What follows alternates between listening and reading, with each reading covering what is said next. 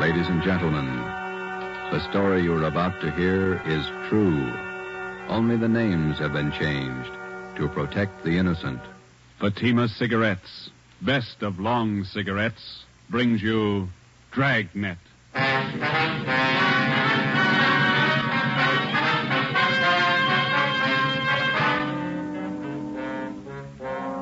You're a detective sergeant. You're assigned to Juvenile Bureau. A rash of crimes has broken out in your city. Suspicion points to an organized gang of juveniles. Your job, stop them. If you want a long cigarette, smoke the best of long cigarettes. Smoke Fatima. It's the long cigarette that contains an essential ingredient of all the very popular cigarettes, Turkish tobacco. That's why you see the Turkish symbols on the attractive gold and yellow Fatima package. That's why Fatima has a much different, much better flavor and aroma than any other long cigarette. That's why Fatima doubles and redoubles its smokers. Yes, if you want a long cigarette, smoke the best of long cigarettes. Smoke Fatima. Dragnet, the documented drama of an actual crime. For the next 30 minutes, in cooperation with the Los Angeles Police Department, you will travel step by step on the side of the law through an actual case from official police files. From beginning to end, from crime to punishment, Dragnet is the story of your police force in action. It was Sunday, March 27th. It was windy in Los Angeles. We were working the night watch out of Georgia Street Juvenile Bureau. My partner's Ben Romero. The boss is Ed Backstrand, chief of detectives. My name's Friday. I was on the way up from the Juvenile Bureau, and it was 11:25 p.m. when I got to the receiving hospital, room 5, the treatment room. Everything happens on Sunday nights, huh, Joe? Yeah.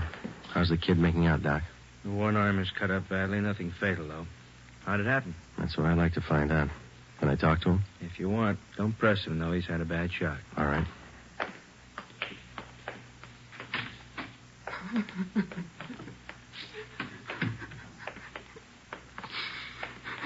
Officer here to talk to you, son. I can't. Tell him I can't talk, please. Just a few routine questions, son. We're going to have to answer them sooner or later. Please, can't you see what's happened already? I can't tell you anything. Jack Monroe, is that your real name? Yeah, How old are you? I'll be 16 next July. Where do you live? I can't tell you, you know that. Now let me alone, will you? Let me alone. You've been running around with that gang of kids on Spring Street, haven't you? The big timers, isn't that what they call themselves? I don't know anything about it. Believe me, I can't talk. You tipped us off about the burglary they were going to pull tonight. Is that where they knifed you? Look, will you believe me? I can't tell you anything, not anything, please. He's still shaky, Joe. All right, Doc. Well, Jack, we'll talk about it later when you feel better. You see what they've done to me already? They said next time they'd kill me.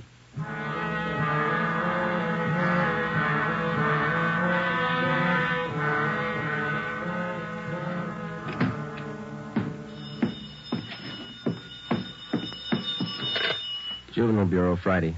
Yeah. Yeah, okay, Fred. Goodbye. How'd you make out, Joe?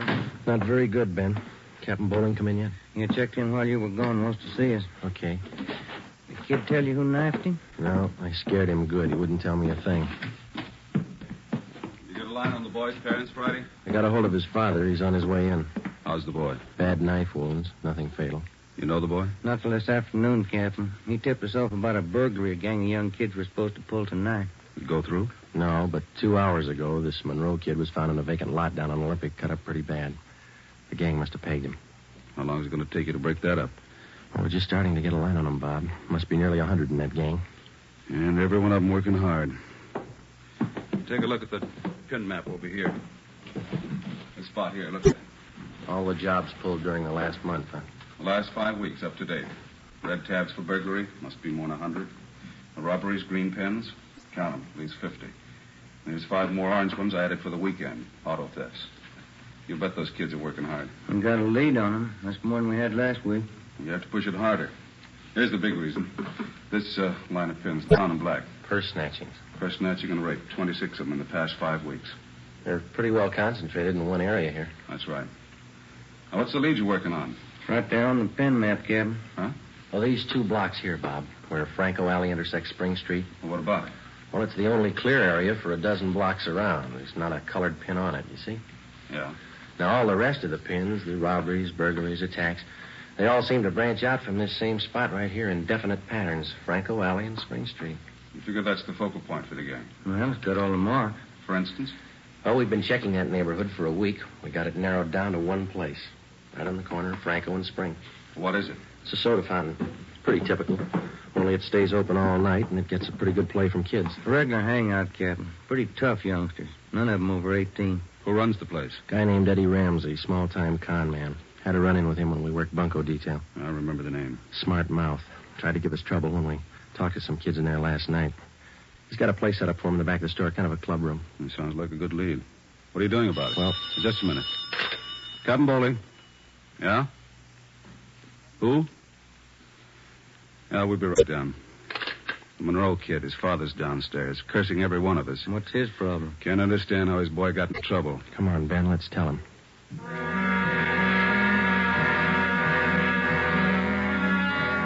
What kind of a city do we have when we can't allow our children out on the street without being stabbed or shot? What's our great police force doing when this is going on? I'd like an answer if you got one. I demand an answer. We got an answer for you, Mr. Monroe. Will you sit down? My boy's lying in there in that hospital bed, cut to pieces. What did you do to prevent it? Tell me. You tell us, Mr. Monroe. What'd you do to prevent it? I'm no cop. That's your job. I pay my taxes and I help pay your salary. We look out for your kids, but we don't raise them. That's What are you your talking job. about? Just a minute, Mr. Monroe. Answer me this. How old is your son, Jack? He's 16, I think. Why? You know what he does with his spare time? Where he spends his nights? Of course I do. He's at home. Some nights he goes to the library. Then you don't know much about your son, Mr. Monroe. For the past month, 4 nights out of 5, he's been hanging around with a gang down at a soda fountain on Spring Street. He's down there as late as 2 a.m. He says he goes to the library. How do I know? I'm a busy man. Did you know that your son is mixed up with that gang? He's not mixed up with a A gang. bunch of small-time thieves, but they're growing. They started with purse snatching, breaking in parked cars, burglarizing candy stores. You don't know what you're talking Wait a about. minute, please. Then they took up robbery, stealing cars, beating up girls, women, attacking them. You're crazy. Jack's not that kind. He's part of that gang, and right now we hold all of them responsible. My boy wouldn't do anything like that. He's a member of that gang, he told us. They're the ones that knifed him tonight. That's a lie. Jack's not mixed up with anything like that. You believe anything you want, Mr. Monroe. We're going to protect your boy as much as we can, but don't expect us to raise him for you. Now, you better take a free piece of advice. You keep your advice. Jack's not in this. You can't prove he is. We're not out to prove anything right now. But you catch up with that boy of yours. Keep him off the streets before it's too late. Are you threatening me? No, sir, advising you. Next time we might meet at the morgue.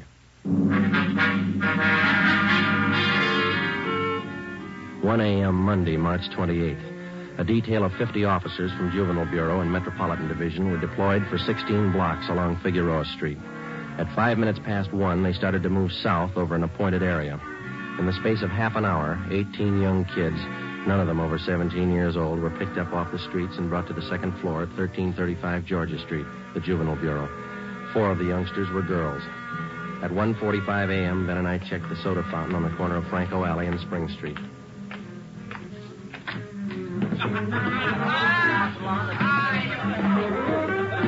Same bunch, Joe. Business as usual. Yeah, come on. Hey, Teddy, the Bulls. They're back again. Same guys. Go back and tell Eddie.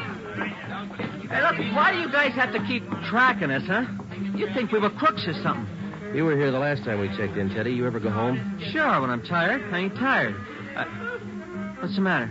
That's your money on the table there? Sure, it's my money. You want to borrow a buck? $28. That's a lot of money for a boy your age. You keep pretty late hours, son. You have to go to school in the morning? Maybe. I can sit here, can't I? It's free country. I'm drinking coffee. You gonna make me on that? You've been drinking more than coffee. Where's your driver's license? Every time the same thing. There. March 10th, 1933, 16 years old. They giving you trouble, Ted?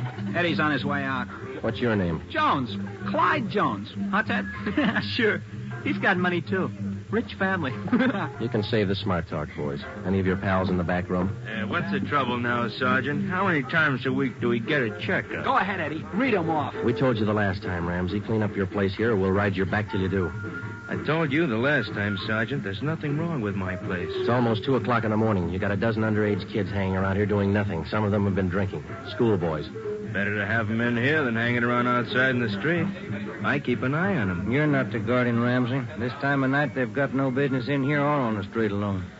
That's your opinion, huh? That's the law, Ramsey. Now, either you shut down that back room and keep these kids out of here late at night, or we'll go after your license. You don't scare me, Sergeant. You can't prove a thing. A couple of these kids have juvenile records. They're on probation. We can tag you for contributing. You still don't scare me. Now, why don't you leave the kids alone? That's right, Eddie. Read them off. Ben, get Benson and Bell. Roger. If you won't clean up your place, Ramsey, we'll do it for you. Yeah? What are you going to do? We're pulling these boys in, all of them.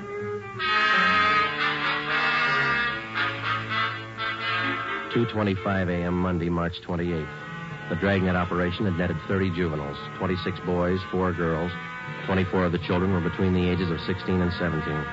They were lodged in the assembly room at the Georgia Street Juvenile Bureau. The other half dozen were 13 and 15-year-olds. They were taken to the juvenile hall at 1369 Henry Street.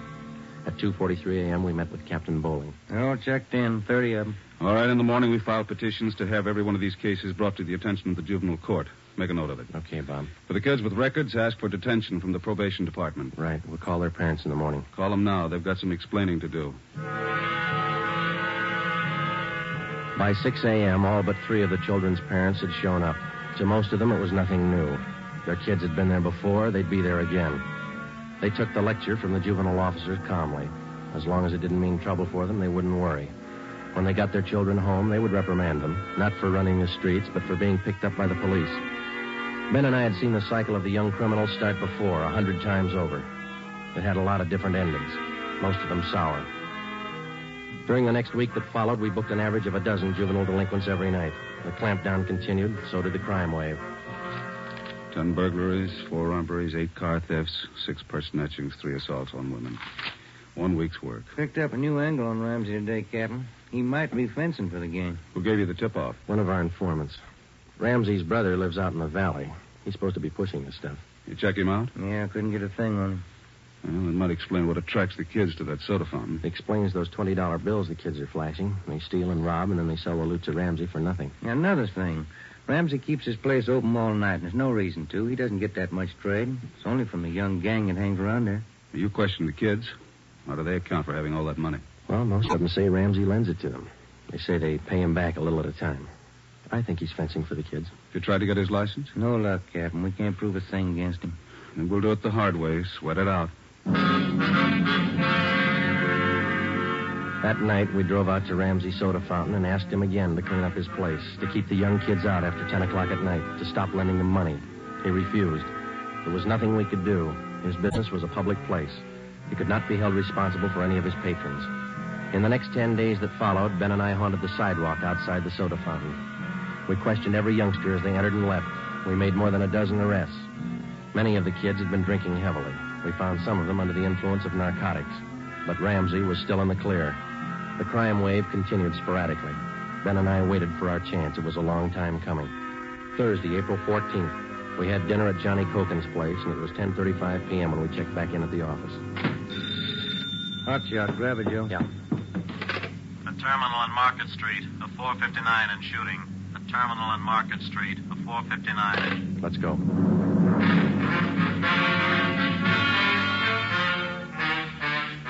He was approximately 5 feet 4 inches tall, 125 pounds, brown hair, brown eyes, slight build, fair complexion. He was wearing blue jeans and a corduroy jacket. We found him between a row of packing cases at the rear of the warehouse at Terminal and Market Streets. There was a single bullet hole in his forehead just above the left eye. There was a .38 revolver near his right hand. The watchman told us how it happened. He broke in the back of the warehouse, Sergeant. He wanted to shoot it out with me. Here's his ID card. Fell out of his pocket. Teddy Cameron, age 15. Dear God. A kid. I didn't know, Sergeant. He didn't either. He thought he was grown up.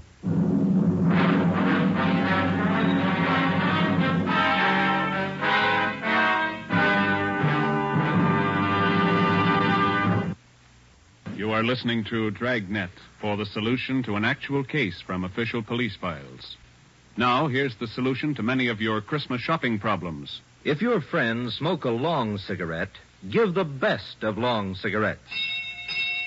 Give Fatima, and all is well. Fatima. The long cigarette that contains an essential ingredient of all the very popular cigarettes, Turkish tobacco. Give Fatima, and all is well. Fatima. The cigarette that has a much different, much better flavor and aroma than any other long cigarette. Give Fatima, and all is well.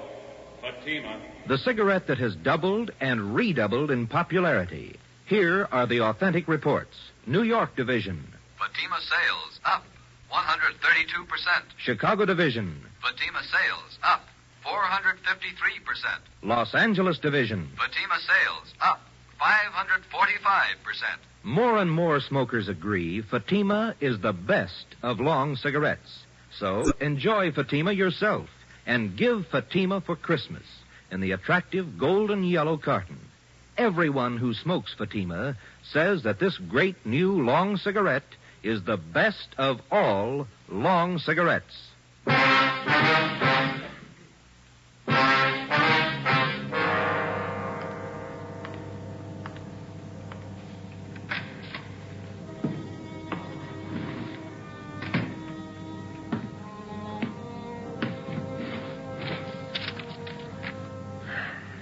Los Angeles Police Department, Form 311, dead body report. Type, gunshot. DR number 437695. Victim, Theodore Cameron. Residence address, 960 Charter Street. Date and time of death, Thursday, April 14th, 10:35 p.m. Place, Terminal and Market Streets, South State Warehouse. Cause of death, gunshot. Motive or reason, attempted burglary. Time discovered, 10:40 p.m. Removed to County Morgue. Discovered by Carl Hyben, night watchman. Identified by Barbara Cameron, sister. Description of victim, male, Caucasian, age 15, height, weight, so and so. Occupation, student, descent, English, and was a witness. Signed Joe Friday, serial number 2288. Age 15.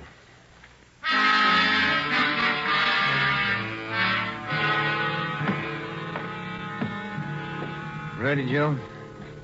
The Cameron boy's sister. She's waiting in the next room. Yeah, let's go. She taking it hard? Yeah.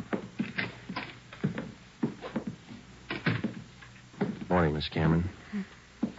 Good morning. We won't keep you long. Just a few routine questions. Yes, all right. Miss Cameron, how many are there in your family? There were 3 of us. Teddy, Mike, and me. Mother and father are dead. I work. Teddy and Mike go to school. Mike does. How old is your brother Mike, Miss Cameron? He's 14. You're the sole support of your 2 brothers? Yes. Do you have any idea who the boys were your brother Ted used to run around with? I don't know them by name. I remember seeing a couple of them once or twice. Mike would know, I think. He and Ted were pretty close, brothers. Do you know if Ted mixed with a gang of kids down on Spring Street? Maybe Mike would know that. Sergeant Teddy wasn't a bad boy. He wasn't a bum. None of us are. I tried to raise the boys like Ma told me. It wasn't easy. We made out. Yes, I understand, Miss Cameron. Our salary didn't have too much, but we got by. Yeah. I figured on getting married. I'm 31. It'd be good for the boys, especially Teddy. He's dead, isn't he? Yeah. I couldn't be in 2 places at once. Hold a job and watch the kids. That's why I thought maybe a husband. I'm sorry to press, Miss Cameron. Do you think your brother Mike can tell us about that Spring Street gang? How Mike could know. Where can we find him? Staying at a friend's house. I got the address in my bag. Here. 2514. I don't write numbers too well. Thank you, Miss Cameron. You've been very helpful. I'll get somebody to drive you home. Oh, do I have to go? Would it be all right if I just sit here for a while? That's all right. I'm tired. Real tired. 2514 West Serrano Street. That was the address Barbara Cameron had given us. It was the home of Mr. and Mrs. Jean Brewer, high school friends of the dead boy's sister. We talked to Mike Cameron. He told us that his brother Teddy had been running around with a gang down on Spring Street. He identified Ramsey Soda Fountain as the hangout. It was 2:25 p.m. when we got back to Georgia Street Juvenile Bureau. I got it. Juvenile Bureau, Romero. Yeah, hold on, I'll call him. You, Joe. Thanks. Friday. Joe, this is Canfield in burglary. Yeah, Homer. You're working that Cameron case, aren't you? Yeah? I just got a report on one you might be interested in, out of the same neighborhood. Distillery prowl. What do you got on it? Looks like a juvenile M.O. They got away with 7 cases of Scotch whiskey. Expensive stuff. Okay, we'll hop on it. Bubeck Warehouse, Crocker at 7th.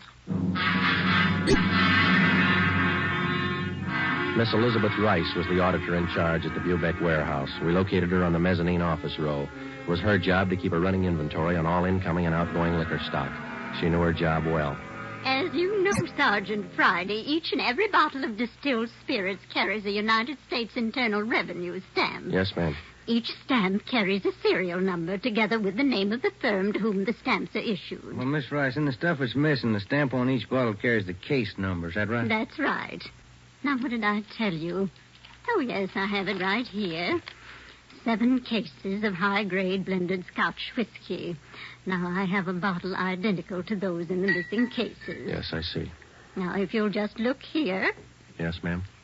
The number on this stamp here, 368-227-9956, followed by the firm name. Could you give us the numbers of the stolen cases? Now, I have them typed out for you right here. 7 cases, 12 bottles to the case, Canada Dry Incorporated, 4 of the red label and 3 of the black label, Johnny Walker. All right, thank you very much, Miss Rice. And you think that this might be a juvenile case, Sergeant? Yes, ma'am, we do. 7 cases, that's close to $600, isn't it? We've lost a great deal more than that, Sergeant.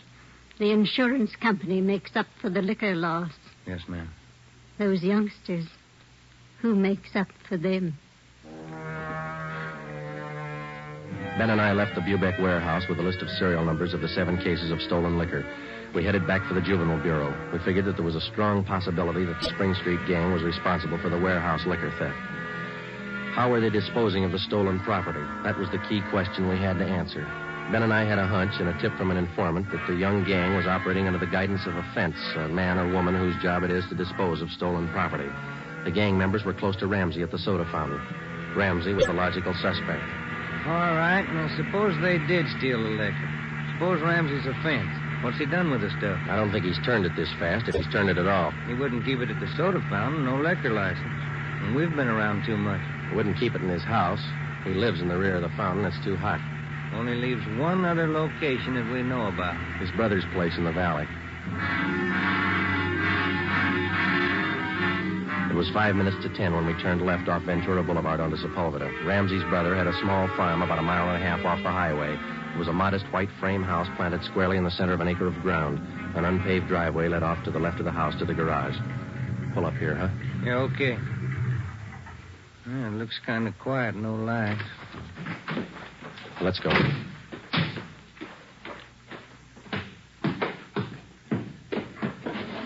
Mud sticks to everything. Now, where's the doorbell? Oh, here it is. You got your flashlight? Yeah, what? Here's a note somebody left. Oh, it's on the bum again. Here, I'll strike a match. Okay. Can you hold it a little closer? Can you read it? Yeah. Harry, wife and I have gone to the drive-in theater. Before you put the truck away, get 3... Can you hold that match closer? Oh, now, wait a minute. Yeah. Get 3 cases out of the garage and take them into town. Ed is waiting. Please try to make it by 11:30 tonight. Let's see. It's signed George. The address is here. And there's the garage. Yeah, come on. 3 cases. Could be eggs, Joe. If it is, we wasted a trip.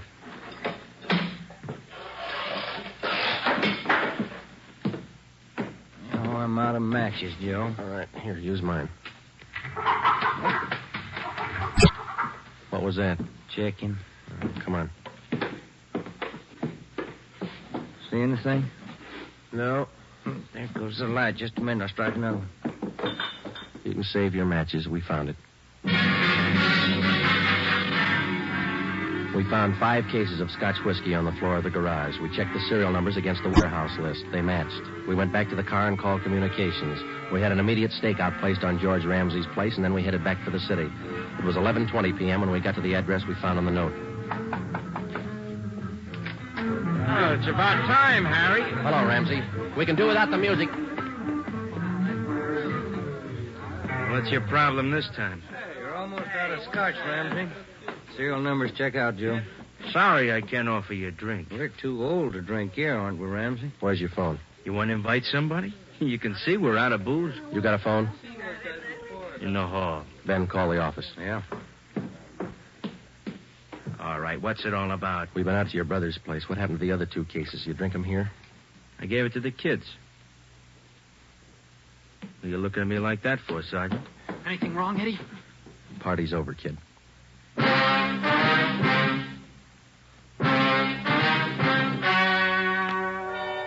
The story you have just heard was true. Only the names were changed to protect the innocent. On June 5th, 1949, trial was held in Superior Court, Department 74, City and County of Los Angeles, State of California. In a moment, the results of that trial. Earlier tonight, you heard the reports of amazing increases in Fatima smokers from New York to Los Angeles. Yes, all over the country, Fatima is doubling and redoubling its sales. And here's reason 1. Fatima is the long cigarette that contains an essential ingredient of all the very popular cigarettes, Turkish tobacco. Reason 2. Fatima has a much different, much better flavor and aroma than any other long cigarette. Reason 3. To millions of smokers, the name Fatima has always stood for the best in cigarette quality. Smoke Fatima, the best of all long cigarettes.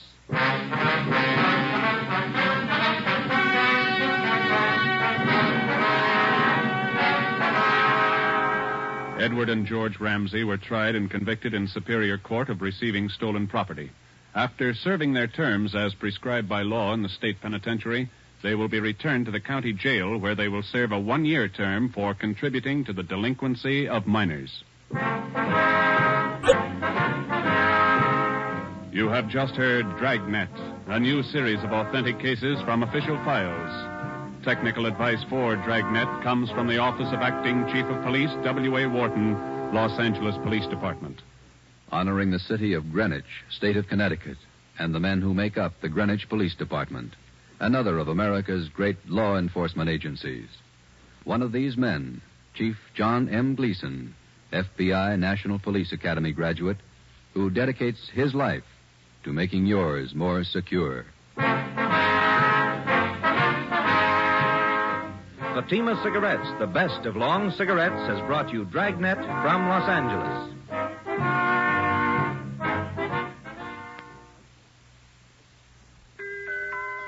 This Christmas, give the gift that makes every pipe smoker happy. A Christmas humidor of mellow Granger. Granger is made just for pipes by the tried and true Wellman method. Rough cut to smoke mild and cool, and humidor packed to stay ever fresh. Yes, make this Christmas a Merry Christmas for all the pipe smokers on your list. Give them each a Christmas humidor of mellow Granger. Listen to Dragnet next week and be sure to hear Morton Downey tonight on NBC.